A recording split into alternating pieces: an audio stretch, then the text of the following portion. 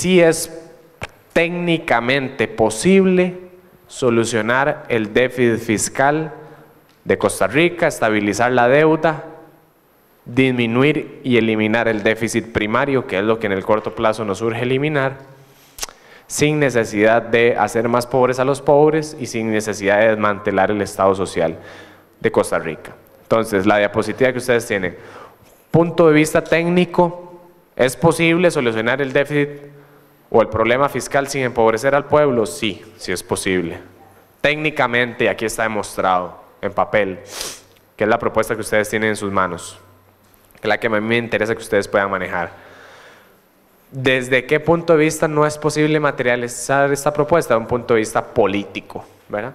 Porque hay múltiples intereses políticos muy poderosos en la Asamblea Legislativa, en el gobierno, en el Poder Ejecutivo y en las cámaras empresariales que no quieren que el problema se solucione.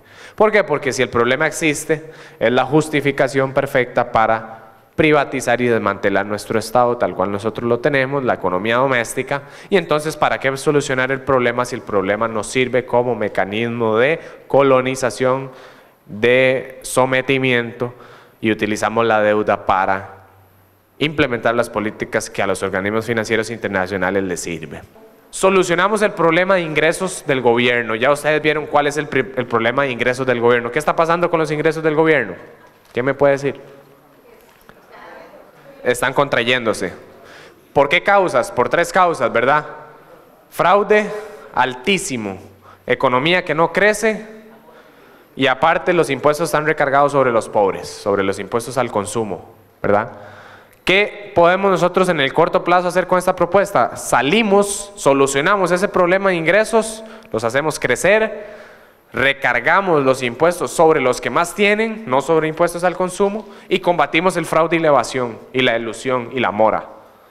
Y entonces en el corto plazo salimos de ese efecto bola de nieve de los intereses, que ya lo vimos cuando vimos la parte del gasto, bajamos los intereses y hacemos que la deuda deje de crecer. Y entonces ahora sí, ya con la deuda estabilizada, no es que se va a eliminar la deuda ni que la vamos a pagar, es estabilizando la deuda.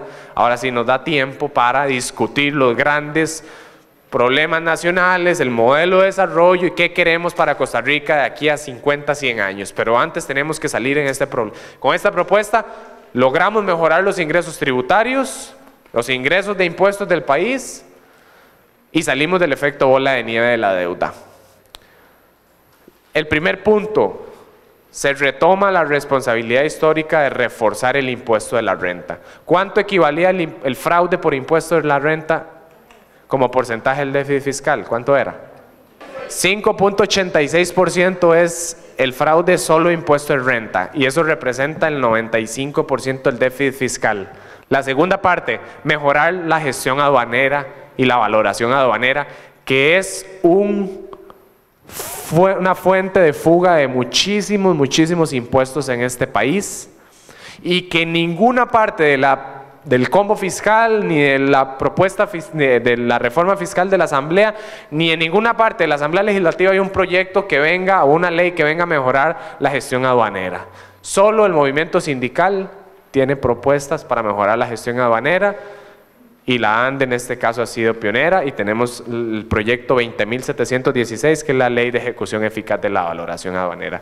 Por ahí es donde se fuga una cantidad inmensa de dinero y la última acción concreta es luchar de frente contra el fraude fiscal, que aquí estamos atacando principalmente el fraude de renta de personas jurídicas. ¿Cuánto era el fraude de renta de personas jurídicas?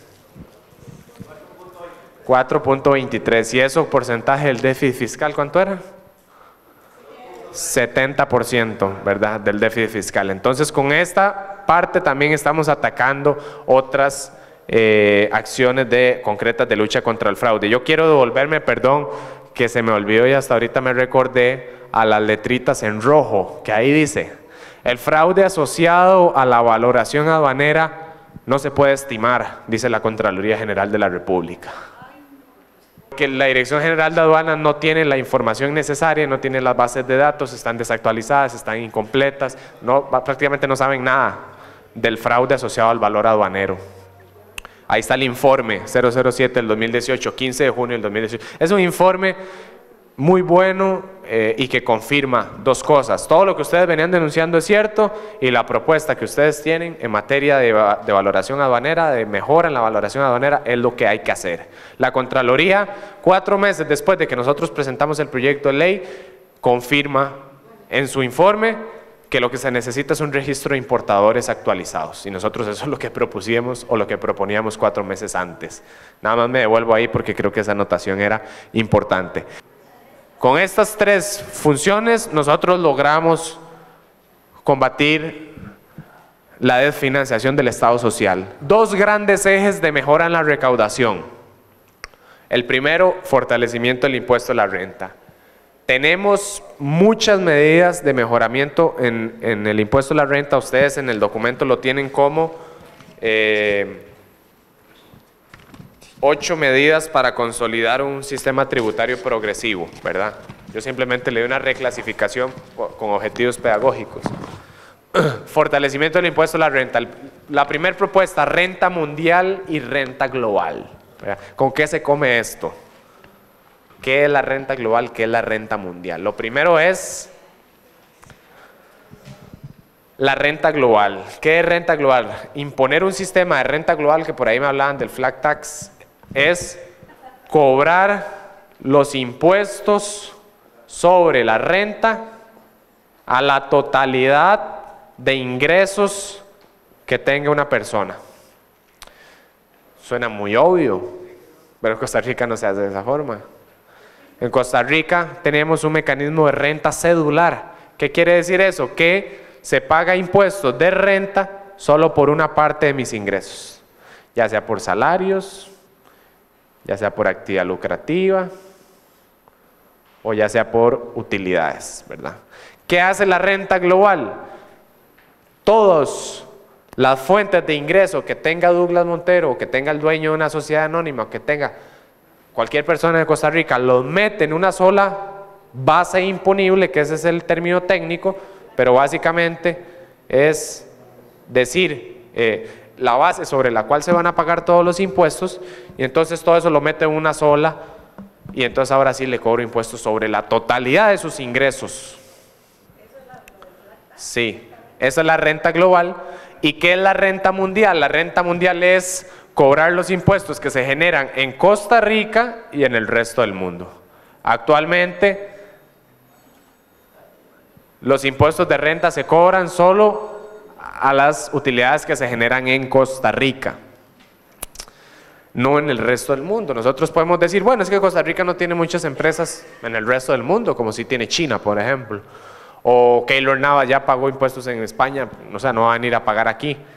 Pero el punto de la renta mundial es la trazabilidad que usted le puede dar a los capitales. Entonces resulta que una sociedad anónima se hace una empresa offshore o una sociedad fantasma en Panamá y le pone Patitos S.A.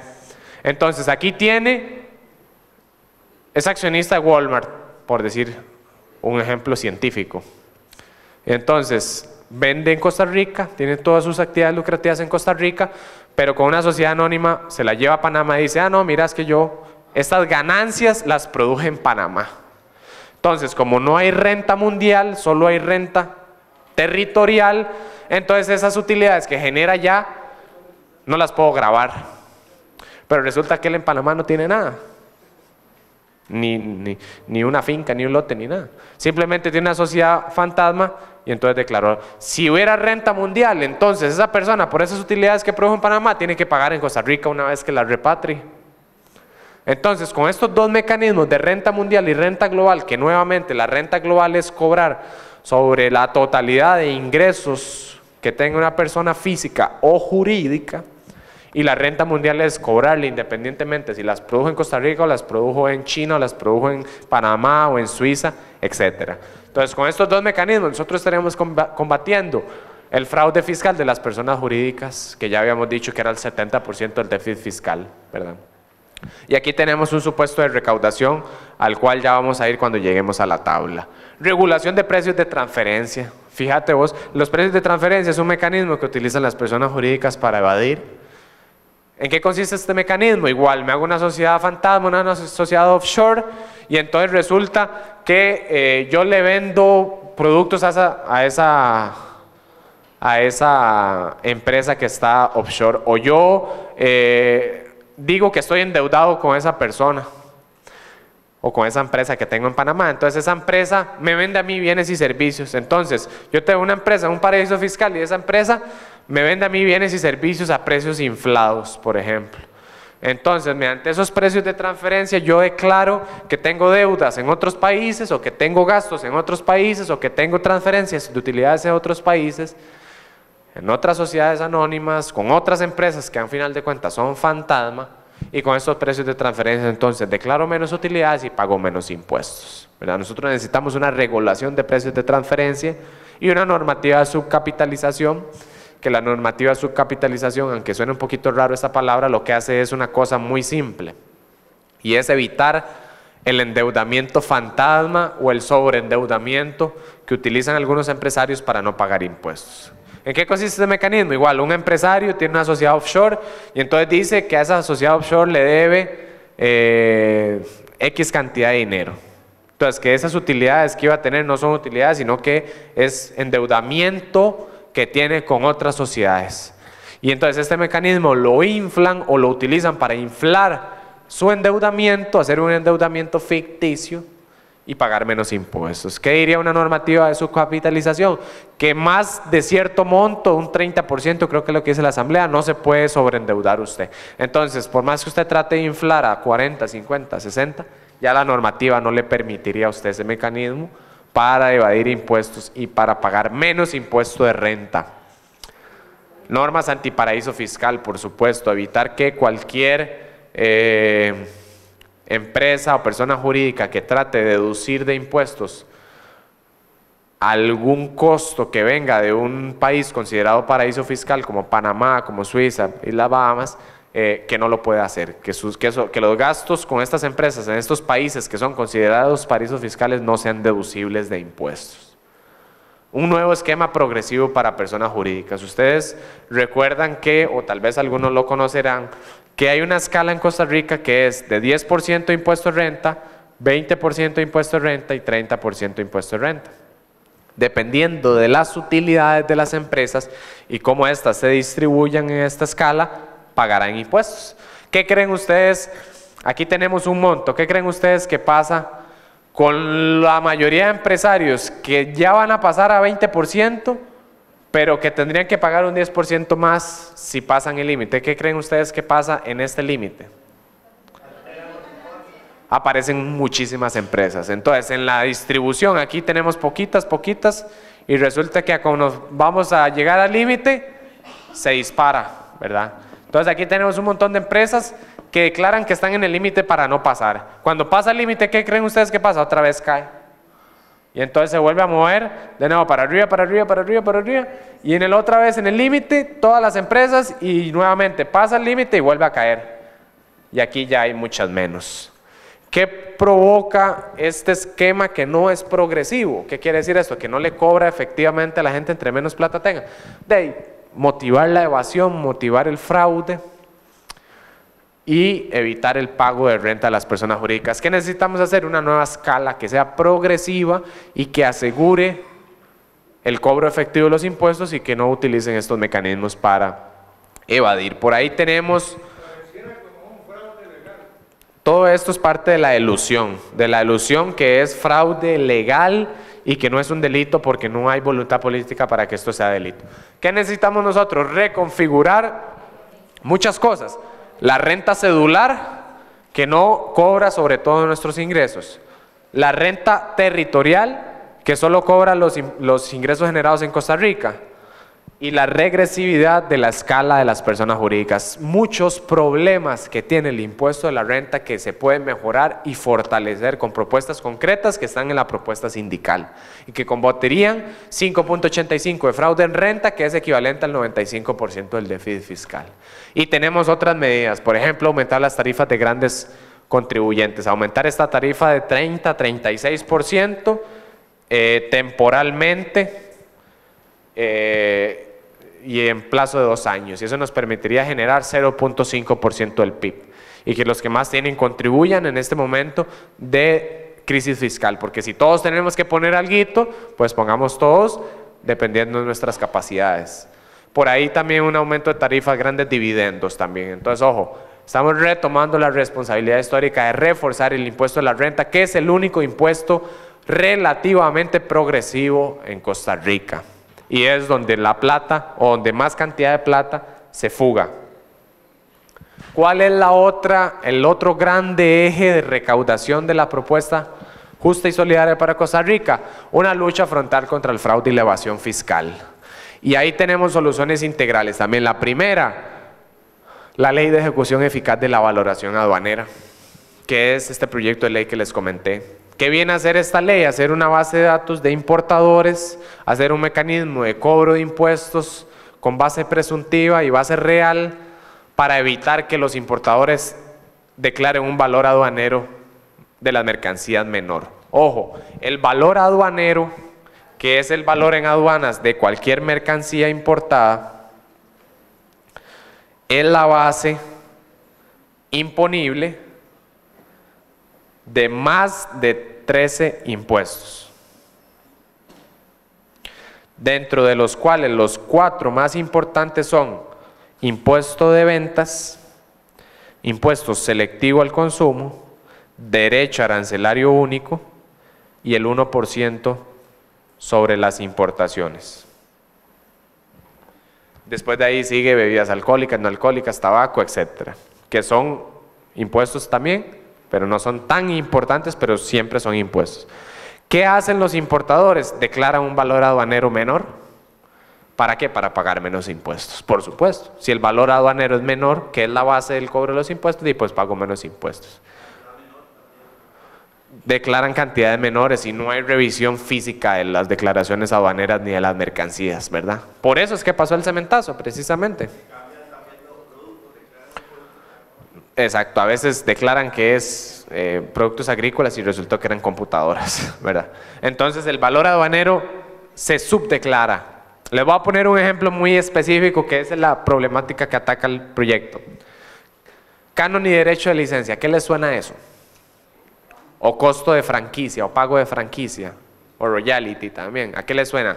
Una franquicia, cuando yo les digo voy a comprar una franquicia. Una marca, ok.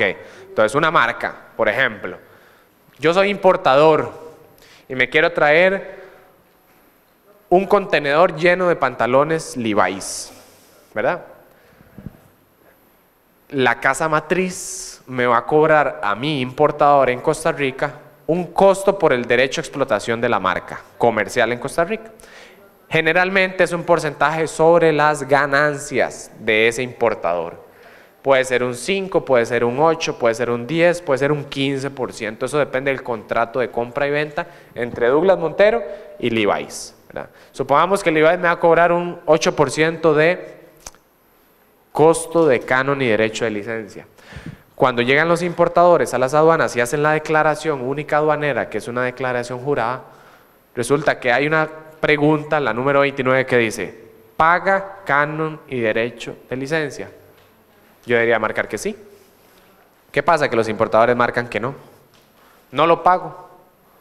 ¿Qué hacen? Están mintiendo en una declaración jurada, están cometiendo perjurio y claro, no están incorporando un costo al valor aduanero, porque ese 10% de costo de canon, el importador se lo va a tener que poner al valor aduanero. Entonces va a ser un 10% de costo más, o sea, va a ser un 10% más de valor aduanero y va a tener que pagar más impuestos. ¿Qué hace el importador cometiendo perjurio en sus declaraciones aduaneras? De mintiendo, no declara ese costo, baja el valor aduanero y se fugan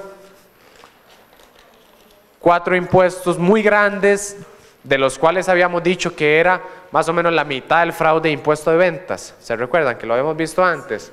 Que era un 1.18 más o menos. Aquí estaríamos combatiendo ese 1.18, que es la evasión, que es ilegal, que es un delito y que está pasando a vista y paciencia de las autoridades aduaneras, y con este proyecto estamos combatiendo específicamente un mecanismo de evasión concreto.